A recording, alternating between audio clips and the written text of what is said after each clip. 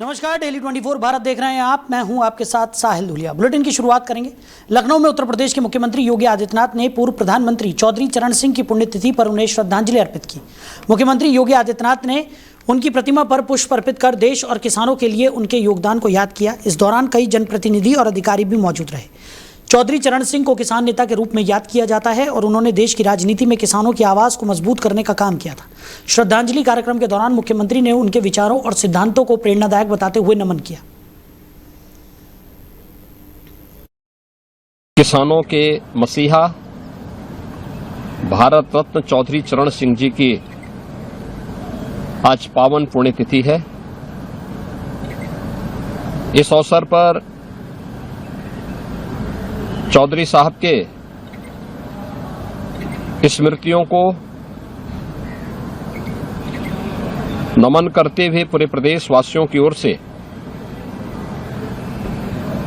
मैं उनके प्रति विनम्र श्रद्धांजलि अर्पित करता हूं।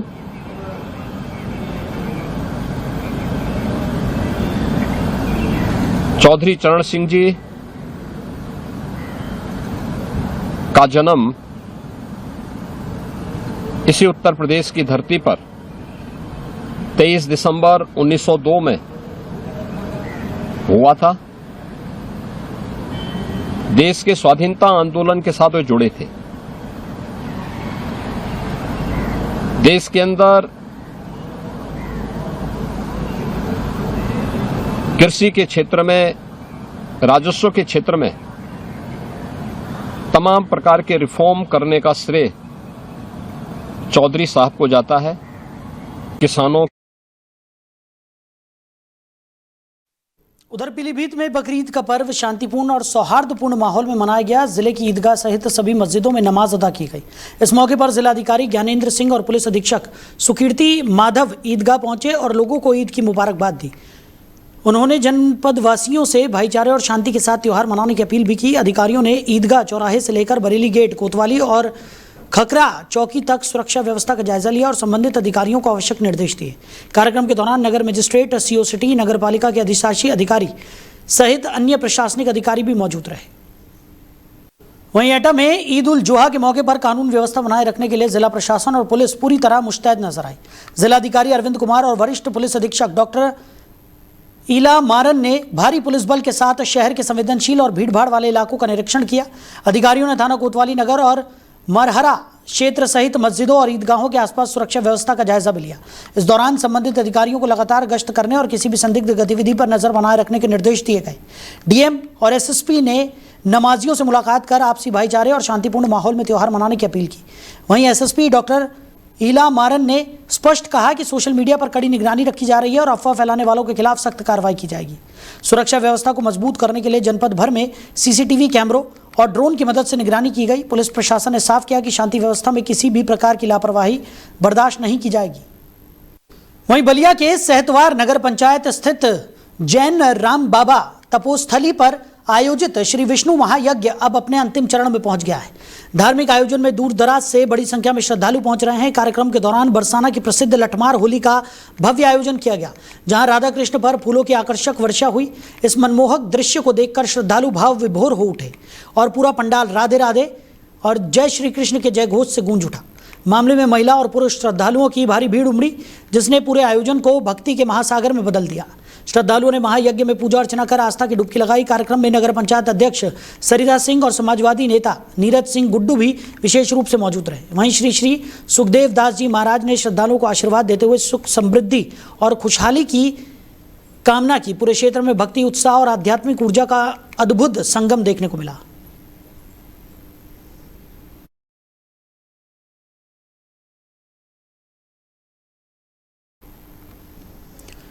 वहीं बलिया की दोकटी पुलिस को अवैध शराब तस्करी के खिलाफ बड़ी सफलता मिली है। पुलिस ने एक पिकअप वाहन से भारी मात्रा में अवैध अंग्रेजी शराब बरामद की।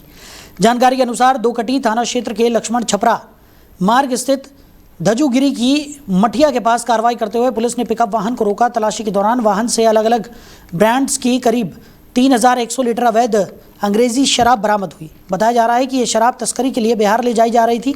बरामद शराब की अनुमानित कीमत करीब 22 लाख रुपए बताई जा रही है। हालांकि कार्रवाई के दौरान वाहन चालक मौके से फरार हो गया, जिसकी तलाश में पुलिस जुटी हुई है। पुलिस ने शराब और पिकअप वाहन को कब्जे में लेकर आगे की कानूनी कार्रवाई शुरू कर दी है। ये कार्रवाई अवैध शराब की बिक्री और तस्करी रोकने के लिए चलाए जा रहे विशेष अभियान के तहत की गई। श्रीमान पुलिस अधीक्षक महोदय बलिया के निर्देशन में अपराध व अपराधियों के विरुद्ध चलाए जा रहे अभियान के क्रम में आज थाना दोकटी की पुलिस के द्वारा अवैध शराब तस्करी के विरुद्ध कार्रवाई की गई है। थाना क्षेत्र दोकटी की पुलिस के द्वारा बिहार तस्करी के लिए ले जाई जा रही एक पिकअप गाड़ी, जिससे कुल 300 पेटी अवैध अंग्रेजी शराब जिसकी अनुमानित कीमत लगभग 22 लाख है को बरामद किया गया है। प्रकरण में सुसंगत धाराओं में अभियोग पंजीकृत कराया गया है। इस संबंध में थाना स्थानीय पर विवेचनात्मक कार्रवाई प्रचलित है। श्रीमान वहीं जालौन के रामपुरा थाना क्षेत्र के वार्ड नंबर 5 गांधी नगर में एक युवक की कुएं में कूदने से दर्दनाक मौत हो गई।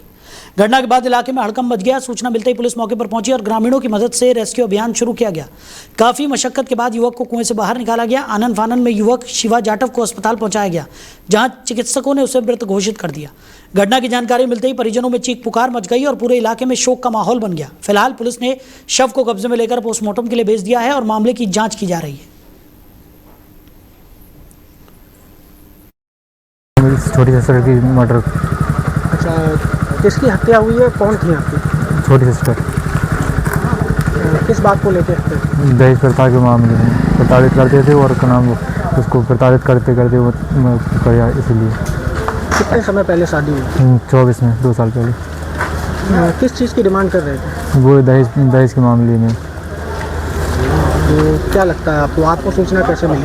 वो वहीं मतलब उनके लड़के ने सूचना की, फांसी लगा के मतलब पहले मार दिया, फिर उसके बाद सूचना की 8 बजे। अच्छा, उनके पति क्या करते हैं? वो का नाम दिल्ली में रहते हैं। तो आप लोगों को क्या लगता है, ये हत्या है या हत्या? किसके ऊपर? तीनों घर वालों। कौन लोग? लड़का और का नाम बाप माता। क्या नाम है? बाप का नाम है महेश चंद्र और माता का नाम है गिरीश देवी और लड़का का नाम अजय कुमार।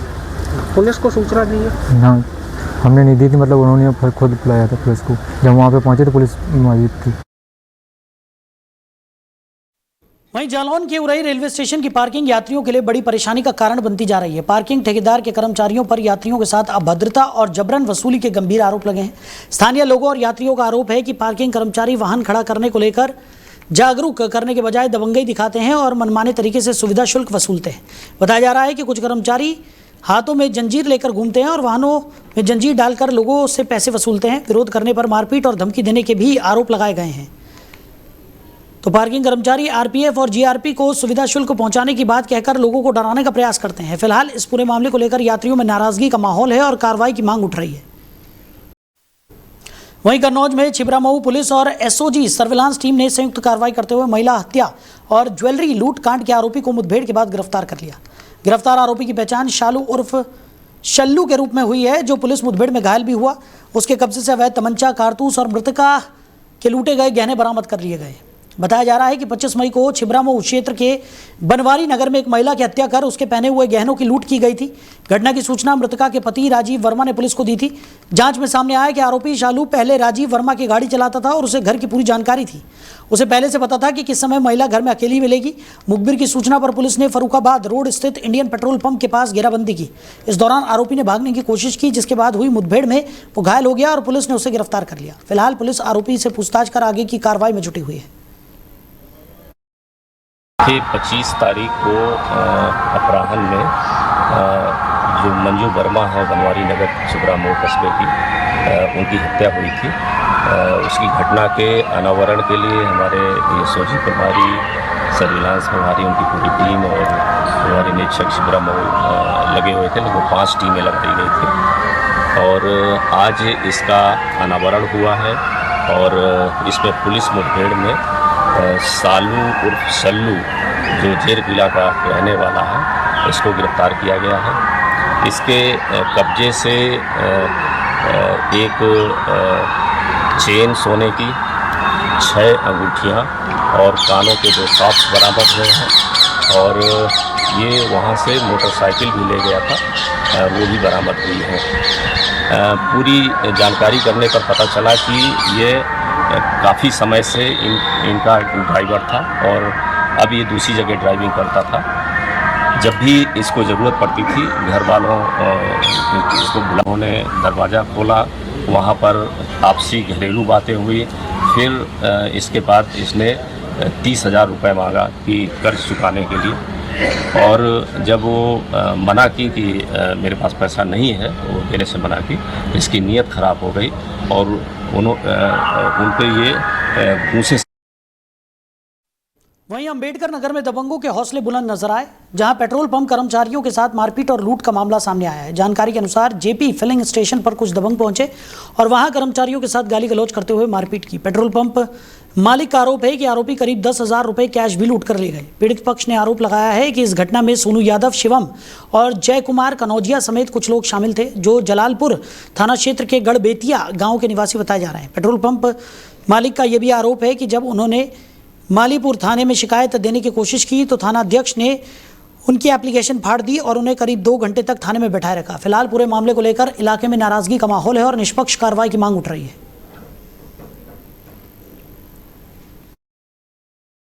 मैं Shashank Singh, dealer JP filling station Indian Oil Corporation Limited का डीलर हूं। मैं आप सभी को यही अवगत कराना चाहता हूं कि हमारे यहां दिनांक 30/4/2026 को रात लगभग 10 बजे कुछ अज्ञात व्यक्ति द्वारा सीएनजी लेने आए, और जो कि लाइन में लगे थे लेकिन लाइन से वो पीछे थे। तो वो लोग हमारे सीएनजी डिस्पेंसर के पास आए और 10 से 11 लोग के बीच में वो जो है हमारे डिस्पेंसर के पास इकट्ठा हो गए, जो कि हमारे सीएनजी की डिस्पेंसर की जो प्रेशर होती है वो 210 PSI की होती है। अगर इन केस कभी भी गाड़ी से सीएनजी का नोजल निकल गया तो वो जानलेवा घातक हमला कर सकता है, क्योंकि प्रेशर इतना रहता है, कहीं भी लग सकता है शरीर में। तो उस दिन वो लोग जो है मारपीट, लड़ाई झगड़ा हमारे एक अलग कस्टमर से कर लिए। उसके बाद हमने एसओ साहब मालीपुर को फ़ोन किया, 112 पे फ़ोन किया। हमारे परिवार की तरफ से एसओ साहब को जब फ़ोन किया गया मेरे अलावा, तो एसओ साहब का यही जवाब था कि आप लोग कितने लोग आप लोग फ़ोन करेंगे हमारे पास। तो हम लोगों ने कहा ठीक है, कोई बात नहीं, अब हम लोग फ़ोन नहीं करेंगे, आप बस फोर्स भेज के हमारे यहाँ जो भी मामला हुआ उसको अपने संदिग्ध में लेते हुए कार्रवाई करने का। Shashank Singh, dealer JP filling. वहीं लखनऊ में बकरीद के मौके पर थाना कैसरबाग पुलिस ने स्वच्छता और जागरूकता को लेकर विशेष अभियान चलाया। खंडारी बाजार चौकी इंचार्ज गौरव वाजपेयी और उनकी टीम ने मोहल्लों और गलियों में जाकर लोगों से अपील की कि कुर्बानी के बाद बकरे की वेस्टेज सामग्री घरों या आसपास के इलाकों में न फेंकी जाए। इसके लिए नगर निगम की गाड़ियों की विशेष व्यवस्था भी कराई गई, ताकि साफ सफाई और स्वच्छता बनी रहे और लोगों को किसी प्रकार की परेशानी का सामना न करना पड़े। पुलिस की इस पहल को लेकर क्षेत्रीय लोगों ने खुशी जाहिर की और थाना कैसरबाग पुलिस की सराहना भी की।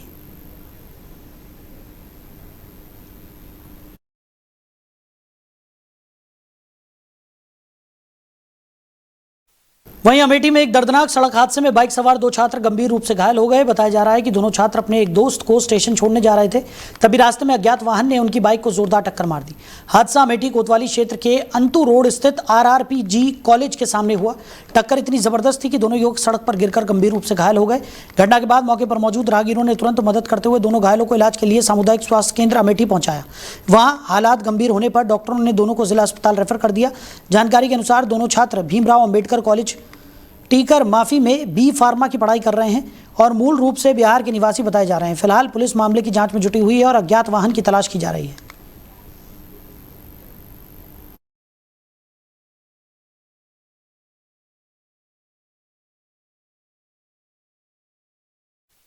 वहीं अमेठी में विद्युत विभाग की बड़ी लापरवाही सामने आई है, जहां किसान पिछले 2 वर्षों से जोखिम भरी बिजली लाइन के सहारे जिंदगी गुजारने को मजबूर है। मामला जामो विद्युत उपकेंद्र के अंतर्गत गौरापुरे गोपाल मिश्र गांव का है, जहां किसानों को दिए गए बिजली कनेक्शन की लाइन पेड़ और बांस के सहारे चला दी गई। ग्रामीणों का आरोप है कि LT लाइन को स्थायी खंभे लगाने के बजाय अस्थायी तरीके से पेड़ों और बांस के सहारे जोड़ दिया गया, जिससे हर समय हादसे का खतरा बना रहता है। लोगों का कहना है कि कई बार शिकायत करने के बावजूद वो विभागीय अधिकारियों ने इस पर कोई ध्यान नहीं दिया। ग्रामीणों ने जल्द सुरक्षित विद्युत व्यवस्था कराने की मांग की है ताकि किसी बड़े हादसे से बचा जा सके।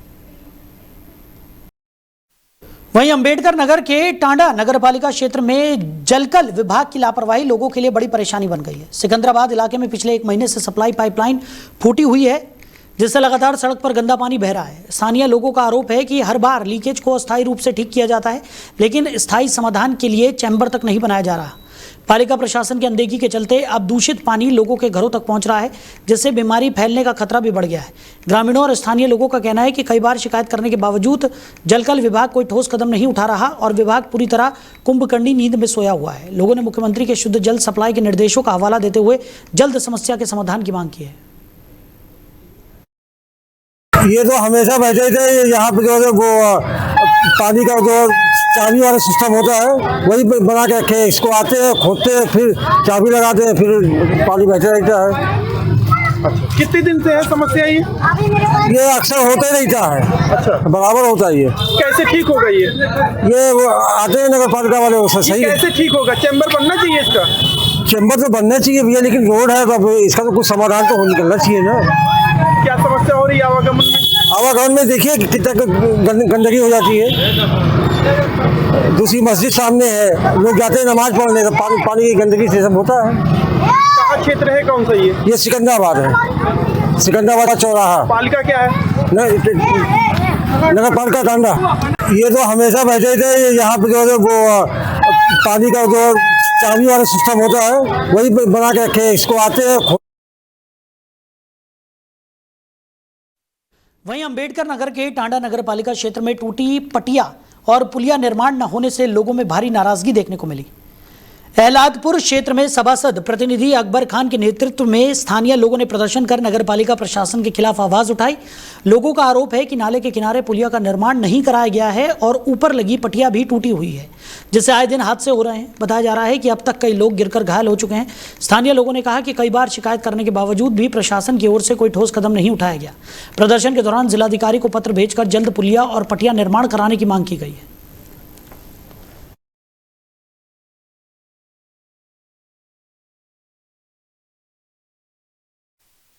वहीं अंबेडकर नगर में भारतीय जनता पार्टी ने दिलीप देव पटेल को नया जिलाध्यक्ष नियुक्त किया है। उनकी नियुक्ति के बाद पार्टी कार्यकर्ताओं और पदाधिकारियों में खुशी की लहर दौड़ गई है। भाजपा नेताओं और समर्थकों ने एक दूसरे को मिठाई खिलाकर खुशी जाहिर की और संगठन को और मजबूत होने की उम्मीद जताई। जानकारी के अनुसार भाजपा युवा नेता अरविंद मौर्य की अगुवाई में जल्द ही गोहाना बाईपास पर नवनियुक्त जिलाध्यक्ष दिलीप देव पटेल का जोरदार स्वागत किया गया। कार्यकर्ताओं का कहना है कि नए नेतृत्व ने संगठन को और मजबूती दी है और पार्टी की नीतियों को गांव-गांव तक पहुंचाया जाएगा। वहीं पीलीभीत के बिलसंडा इलाके में दिन दहाड़े हुई फायरिंग से इलाके में सनसनी फैल गई। बमरौली चौराहे पर पहुंचे 6 बदमाशों ने जमकर उत्पात मचाया और एक कपड़ा व्यापारी को गोली मार दी। बताया जा रहा है कि 2 बाइकों पर सवार होकर आए बदमाश पहले एक दुकान में घुसे और वहां मारपीट शुरू कर दी। इसी दौरान बीच बचाव करने पहुंचे व्यापारी पप्पू गुप्ता को बदमाशों ने गोली मार दी। गोली लगते ही मौके पर अफरा तफरी का माहौल बन गया और आरोपी वारदात को अंजाम देकर फरार हो गए। गंभीर हालत में घायल व्यापारी को अस्पताल में भर्ती कराया गया, लेकिन इलाज के दौरान उनकी मौत हो गई। घटना के बाद पूरे कस्बे में भारी पुलिस बल तैनात कर दिया गया है। सीओ ने मौके पर पहुंचकर जांच शुरू कर दी है और आसपास लगे सीसीटीवी कैमरों की फुटेज खंगाली जा रही है। पुलिस आरोपियों की तलाश में लगातार दबिश दे रही है और जल्द गिरफ्तारी का दावा कर रही है।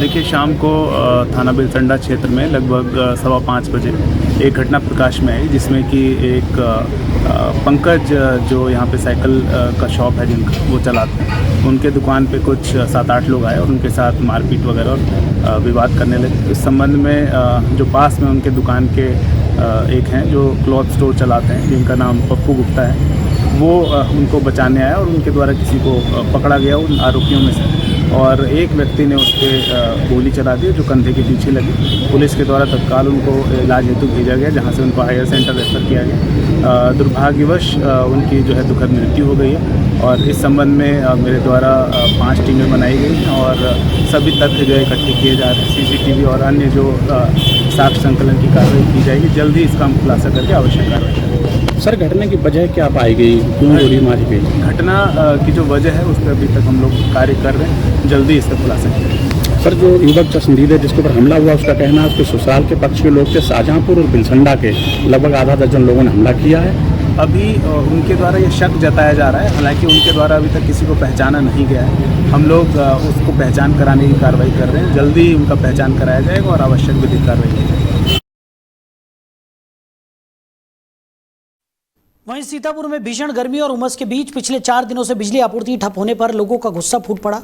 रेउसा स्थित 33/11 केवी विद्युत उपकेंद्र पर सैकड़ों ग्रामीणों ने धरना प्रदर्शन कर बिजली विभाग के खिलाफ जमकर नारेबाजी की। सामाजिक कार्यकर्ता प्रदीप अवस्थी सेवता की अगुवाई में ग्रामीणों ने पावर हाउस का घेराव किया। प्रदर्शनकारियों का कहना है कि सेवता, थान गांव, रेउसा, चंद्रसैनी, सुपोली और बिठौली समेत सैकड़ों गांव अंधेरे में डूबे हुए हैं। ग्रामीणों के मुताबिक ट्रांसफार्मर खराब होने और भूमिगत केबल में तकनीकी खराबी के कारण बिजली आपूर्ति पूरी तरह चरमरा गई है। बिजली न होने से पेयजल संकट भी गहरा गया है, जबकि बच्चे, बुजुर्ग और मरीज सबसे ज्यादा परेशान हैं। दुकानदारों का कारोबार भी प्रभावित हो रहा है। लोगों ने आरोप लगाया है कि बिजली नहीं मिलने के बावजूद स्मार्ट मीटर से लगातार बिल और भुगतान के मैसेज भेजे जा रहे हैं। प्रदर्शनकारियों ने सवाल उठाया कि जब बिजली ही नहीं मिली तो बिल किस बात का लिया जा रहा है।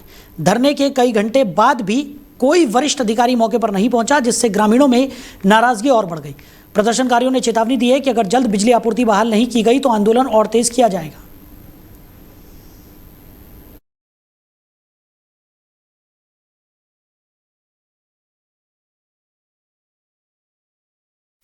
वहीं प्रयागराज के हड़िया थाना क्षेत्र में बुधवार शाम एक भीषण सड़क हादसा हो गया, जहां तेज रफ्तार ट्रक की टक्कर से स्विफ्ट डिजाइनर कार डिवाइडर से टकराकर 2 हिस्सों में बंट गई। हादसा बघा क्रॉसिंग के पास शाम करीब 6:30 बजे हुआ। कार में सवार अमन और मोहम्मद आसिफ गंभीर रूप से घायल हो गए। बताया जा रहा है कि दोनों प्रयागराज से हड़िया की ओर जा रहे थे। टक्कर इतनी जबरदस्त थी कि कार बुरी तरह क्षतिग्रस्त हो गई और सड़क पर अफरा तफरी मच गई।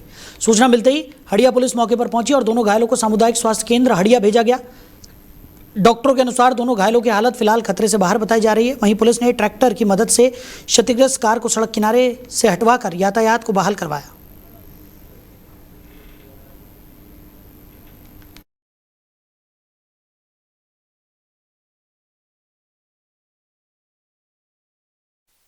वहीं गोंडा जिले में मौसम को लेकर जिला प्रशासन ने बड़ा अलर्ट जारी कर दिया है। अगले 48 घंटे तक जिले में तेज आंधी, बारिश और आकाशीय बिजली गिरने की संभावना जताई गई है। मौसम विभाग के अनुसार जिले में करीब 70 किलोमीटर प्रति घंटे की रफ्तार से तेज हवाएं चल सकती हैं। कई इलाकों में धूल भरी आंधी और भारी बारिश होने का भी अनुमान है। खराब मौसम को देखते हुए जिला प्रशासन और आपदा प्रबंधन विभाग अलर्ट मोड पर है। लोगों से अपील की गई है कि खराब मौसम के दौरान घरों से बाहर निकलने से बचें और सुरक्षित स्थानों पर रहें। प्रशासन ने पेड़ों, बिजली के खंभों और खुले मैदानों से दूर रहने की सलाह दी है। वहीं किसानों को फसलों और पशुओं की सुरक्षा को लेकर विशेष सावधानी बरतने के निर्देश दिए गए हैं। इसके साथ ही बिजली विभाग और राहत टीमों को भी किसी भी आपात स्थिति से निपटने के लिए सतर्क रहने के निर्देश जारी किए गए हैं।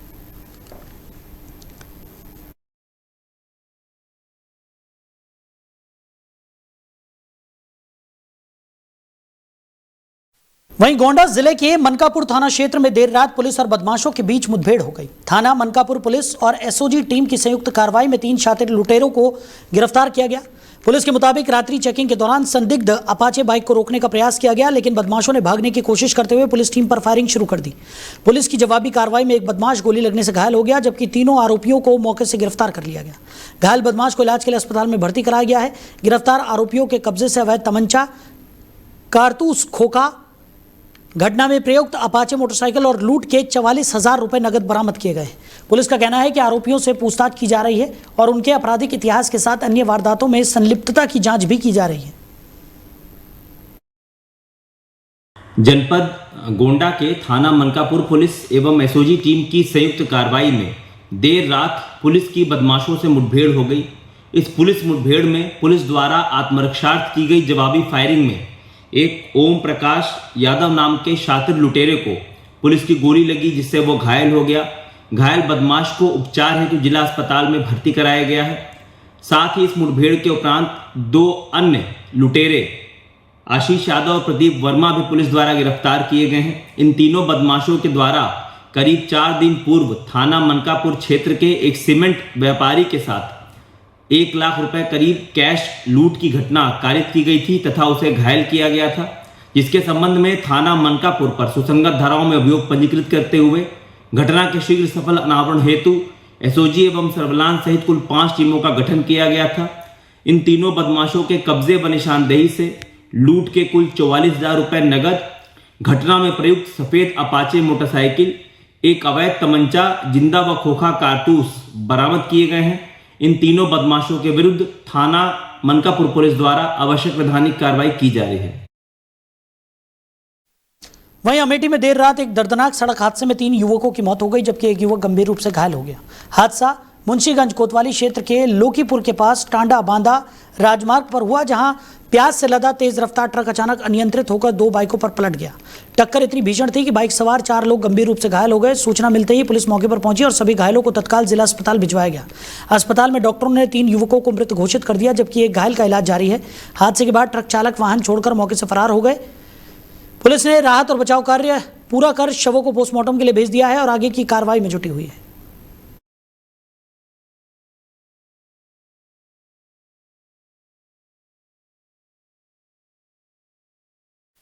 वहीं बागपत के बड़ौत नगर में कस्टम अधिकारी के घर हुई मारपीट का वीडियो सोशल मीडिया पर तेजी से वायरल हो रहा है। मामला पट्टी महर इलाके का है, जहां कस्टम अधिकारी शारिक मलिक के घर पर 24 मई को कथित तौर पर उनके ससुराल पक्ष के लोगों ने हमला कर दिया था। आरोप है कि हमलावरों ने घर में घुसकर तोड़फोड़ की और कस्टम अधिकारी के चाचा आरिफ पर लाठी डंडों से हमला किया। वायरल वीडियो में कुछ लोग मारपीट करते हुए साफ दिखाई दे रहे हैं। पीड़ित परिवार का कहना है कि पुलिस ने आरोपियों को केवल शांति भंग की कार्रवाई की, जबकि पूरी घटना सीसीटीवी कैमरों में कैद है। कस्टम अधिकारी के पिता साबिर मलिक ने कहा है कि वो मामले को लेकर जल्द एसपी बागपत से मुलाकात करेंगे। वहीं पुलिस का कहना है कि वायरल वीडियो की जांच कर आगे की कार्रवाई की जाएगी।